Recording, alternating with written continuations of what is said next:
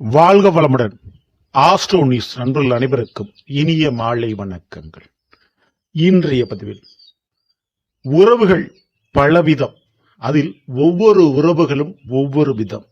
நமக்கு நல்லது செய்யக்கூடிய உறவுகள் இருக்காங்க, கை கொடுத்து காப்பாத்துறவங்க இருக்கிறாங்க, கால வாரி விடக்கூடிய உறவுகளும் இருக்கிறார்கள், துரோகம் செய்யக்கூடிய உறவுகளும் இருக்கிறார்கள். அதில் நமக்கு உதவி செய்யக்கூடியவர்கள் யார், அதுவும் பண உதவி செய்யக்கூடியவர்கள் யார்? இந்த உறவால் வரவு நிச்சயம். அது பணமோ பொருளோ தக்க சமயத்தில் நமக்கு ஒரு ஆறுதலோ அப்படி கொடுக்கக்கூடிய உறவுகள் எது அப்படின்றத இந்த பதிவுல பார்க்க போறோம்.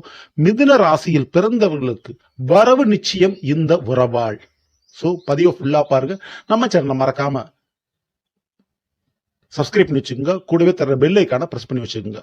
அவனதான் நான் பதிவிடக்கூடிய அடுத்தடுத்த பதிவுகள் உங்களுக்கு வந்து சேரும்.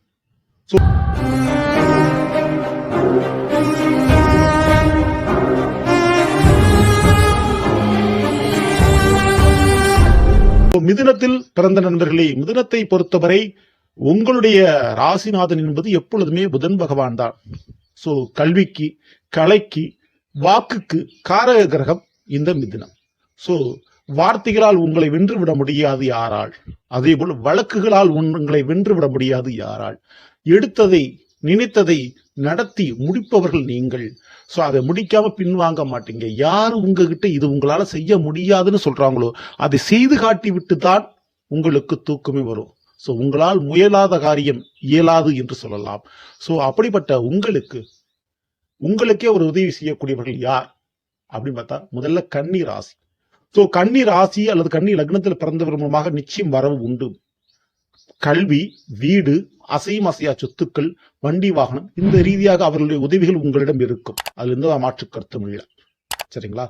இரண்டாவது ஒரு ராசியாக வரக்கூடியது தனுசு ராசி. தனுசு லக்னத்தில் பிறந்தவர்கள் நல்ல ஒரு நண்பர்களாக இருப்பார்கள். பணம் கொடுக்கல் வாங்கல கரெக்டா இருப்பாங்க. உங்களுக்கு ஒரு வாழ்க்கை துணையாக அமைவதற்கு அதிகபட்சமான வாய்ப்புகள் இந்த தனுசு ராசியில் பிறந்தவர்களுக்கு உண்டு. இதற்கு அடுத்த ஒரு ராசின்னு பார்த்தா கடக ராசி மற்றும் கடக லக்னத்தில் பிறந்தவர்கள். சோ இவர்கள் மூலமாக குடும்பத்தில் ஒரு நபராக இருப்பார்கள். உங்களுக்கு பல நேரத்தில் உதவி செய்யக்கூடியவர்களாக இருப்பார்கள். இவர்கள் மூலமாக ஒரு மன நிம்மதி உங்களுக்கு கிடைக்கும். இதற்கு அடுத்து துலாம் ராசியில் பிறந்தவர்கள். சோ துலா ராசி துலா லக்னத்தில் பிறந்தவர்களாக புதிய வாய்ப்புகளும் அதிர்ஷ்டத்தையும் ஏற்படுத்தி கொடுப்பார்கள். அவர்களோடு நல்ல ஒரு அந்யோன்யம் உங்களுக்கு இருக்கும். சரிங்களா? இந்த 4 ராசியை தவிர ஒரு குறிப்பிட்ட ராசியில் கொஞ்சம் கவனம் தேவை. அது மீன ராசி. சோ மீன ராசியில் பிறந்திருந்தால், மீன லக்னத்தில் அவர்கள் பிறந்திருந்தால் அவர்களோடு தொடர்பு ஏற்படுகின்ற பொழுது கொஞ்சம் விழிப்புணர்வு தேவை. தெரிந்தோ தெரியாமலோ அவர்கள் மூலமாக பண இழப்போ, விரயங்களோ, கால நேர விரயங்களோ, பிரச்சனைகளையோ, மன கஷ்டங்களையோ நீங்கள் சந்திக்க நேரிடும். சோ மிதுன ராசியில் பிறந்த நண்பர்கள் இந்த மீன ராசிக்காரர்கள் மட்டும் கொஞ்சம் நீங்க விழிப்புணர்வோடு கவனத்தோடு இருக்க வேண்டிய அவசியம் இருக்குது. சரிங்களா? சரி, தெளிவா புரிஞ்சுங்க. இப்படிப்பட்ட அனுபவங்கள் வாழ்க்கையில் உங்களுக்கு ஏற்பட்டிருந்தால் தவறாம கமெண்ட்ல பதிவு பண்ணுங்க.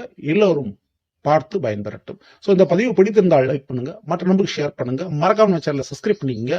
அடுத்த ஒரு சந்திப்போம். நன்றி, வணக்கம், வாழ்க வளமுடன்.